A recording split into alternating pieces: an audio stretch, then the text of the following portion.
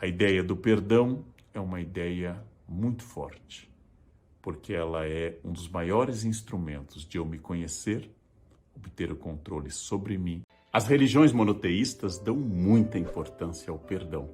O cristianismo, em particular, definiu a essência do cristão como o ser que perdoa. Na única oração que ensinou aos seus discípulos, Jesus disse no Pai Nosso um dos 7 pedidos básicos: perdoai as nossas ofensas, assim como nós perdoamos a quem nos tem ofendido.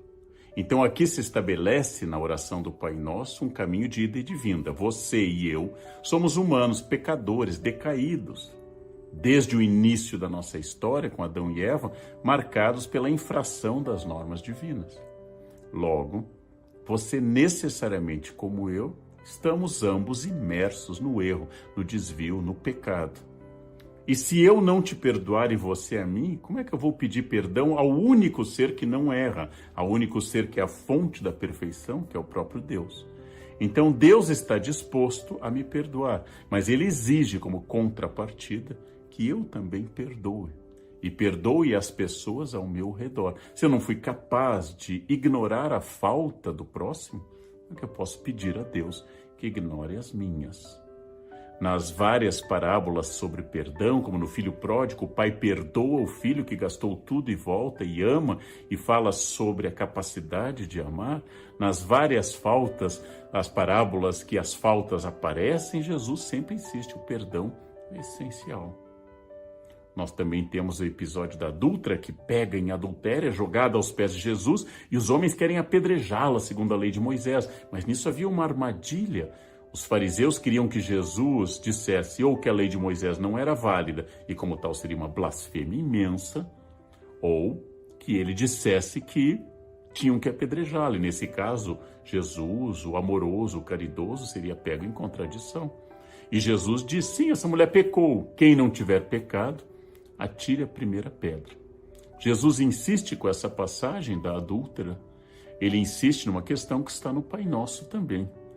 Ele insiste que a nossa condição de pecadores, universais, constantes, que todos nós estamos imersos no lodo do erro, obriga que você e que eu os perdoemos todos, porque senão ninguém resiste. Se eu não consigo nem perdoar a você, que é igual a mim na sua fraqueza, vou esperar perdão de Deus, que é perfeito.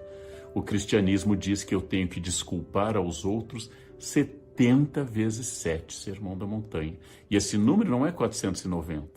Esse número é uma metáfora para o infinito. 70 vezes 7. Eu tenho que perdoar constantemente. E quanto mais uma pessoa me ofender, mais eu devo perdoar. Isso era uma mudança em relação a um sentido que está presente tanto no Código de Hammurabi quanto em partes do Antigo Testamento, em que a ideia de justiça vem antes da ideia de perdão. Sempre foi presente, mesmo entre cristãos, a ênfase de que a justiça pré-existe ao perdão ou ao amor. Velho ditado medieval de quem perdoa o lobo castiga a ovelha. Então essa lei do talião, olho por olho, dente por dente, que está presente no Código de Hammurabi, está presente no Antigo Testamento, foi mudada pelo cristianismo, mas muitos cristãos hoje continuam praticando a ideia da lei do talião, de punir quem erra.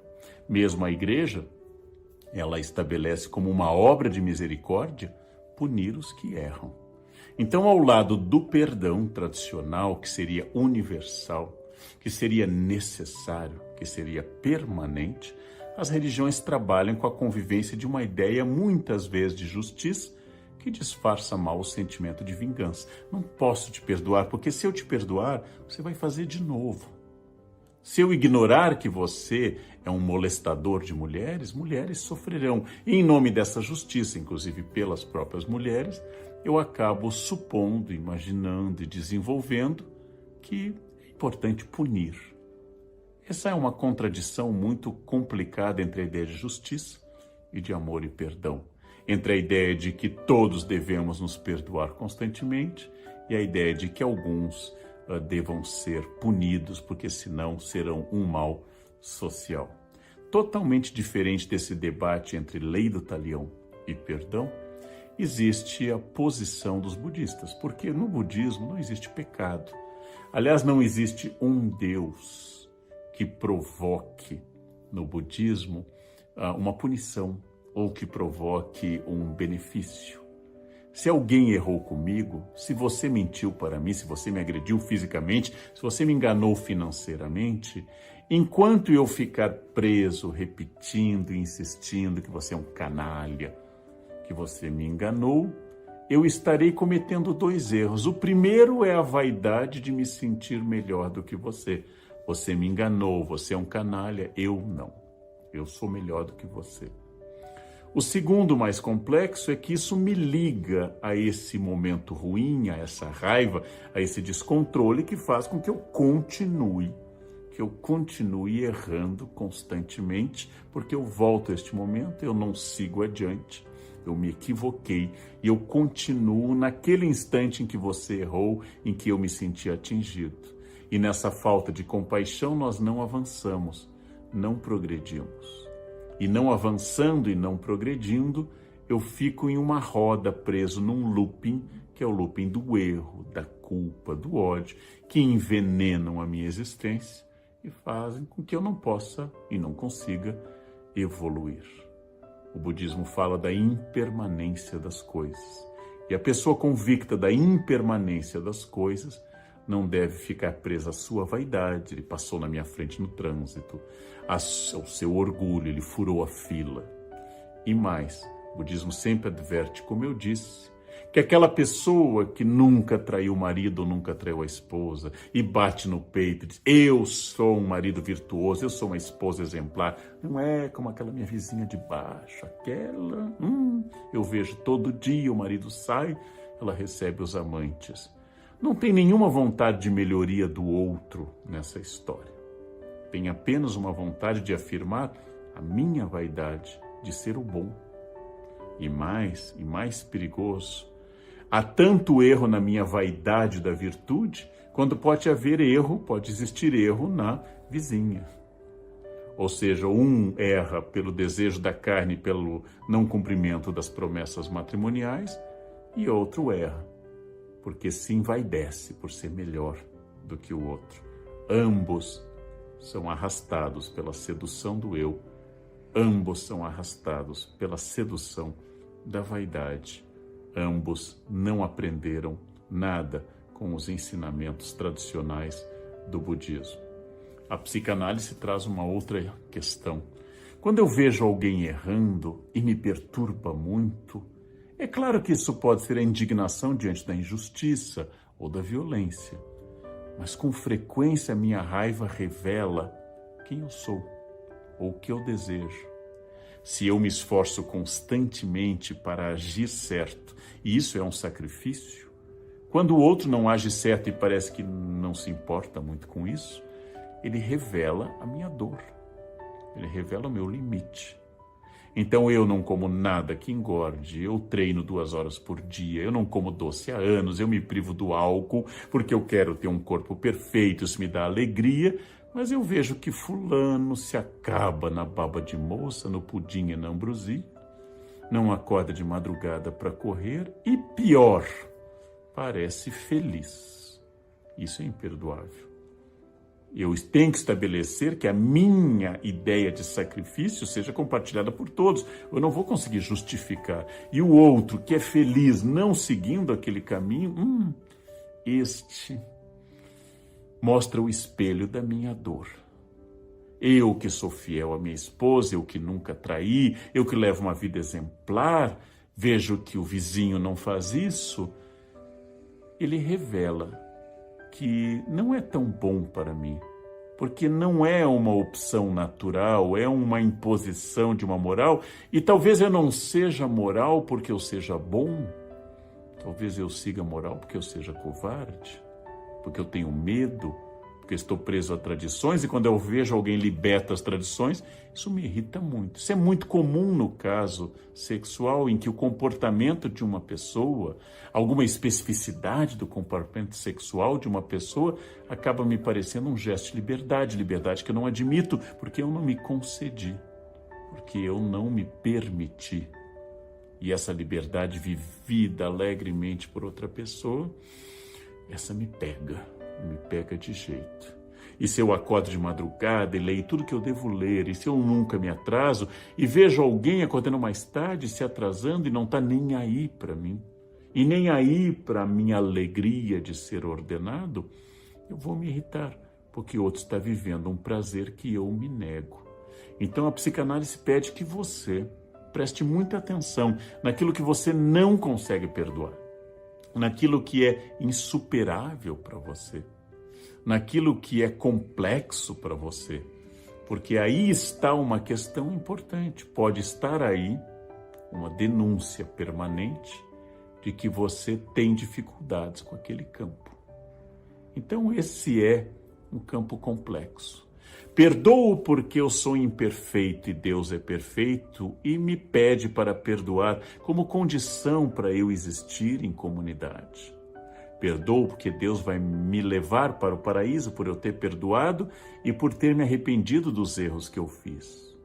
Geralmente a posição dos monoteísmos. Ou, perdoo porque eu não sou melhor do que ninguém. Perdoo porque eu também erro e a vaidade de não errar é pior, talvez, do que a honestidade de ser um atrasado, um mentiroso ou um adúltero. Essa é a posição do budismo que nos pede que a gente se afaste das ilusões da vaidade do eu. Ou, perdoo porque sinto sinceramente que aquele erro, se me perturbou, me leva a um conhecimento maior. E quando você erra, você me ajuda a me conhecer mais. E mesmo que me cause raiva, que me cause descontrole, eu tenho que entender que essa perturbação não necessariamente, não quer dizer que não posso, mas não necessariamente vem do seu erro. Talvez venha da minha incapacidade, da minha inveja, da minha covardia e do meu desejo. Como você se permite fazer tudo isso e eu não me permito. Mas nenhuma dessas três posturas vai discordar do fato que eu devo interferir diante de uma injustiça. Se eu vejo uma mulher apanhando na rua, se eu vejo um caso de corrupção política, não se trata exatamente de perdoar a pessoa, mas impedir que aquele mal continue. Mas entre o gesto racional de interferir e impedir que um ser humano apanhe e a raiva que isso me provoca, uma raiva descontrolada, aquilo que a gente diria com presença de fígado, com presença de um impulso, essa revela as minhas limitações. A capacidade de perdoar é uma capacidade de se conhecer. Quem te irrita, te controla. Quem te tira do sério é senhor do seu eu. Quem arranha seu narciso revela sua insegurança, a sua, e revela que na sua raiva está o fato de que você ainda não se conhece. Porque uma pessoa que se conhece, dizem os filósofos estoicos, atinge a ataraxia, o equilíbrio absoluto, e não vai ficar arrastada para a raiva, para o lodo das coisas pequenas. É um grande aprendizado. Todo exercício de enfrentamento com o mundo é um exercício de enfrentamento com a minha vaidade. E volto a dizer, isso não significa imobilidade. Eu não posso dizer que eu não vou interferir, porque ali está apenas meu desejo denegado, minha frustração. Mas eu vou interferir sem paixão, sem me sentir superior, sem trazer raiva, apenas para impedir que algo errado continue ocorrendo. Isso nos casos explícitos de agressão, de desonestidade, mas nos outros casos em que as pessoas manifestam gostos, sexualidades, orientações diversas, e isso não fere a ética, isso não fere a existência livre de outra pessoa. Nesses casos, se eu me perturbo, ou se eu me acho superior, ou se eu condeno, que tem algo em mim que precisa ser melhor revelado. A ideia do perdão é uma ideia muito forte, porque ela é um dos maiores instrumentos de eu me conhecer, obter o controle sobre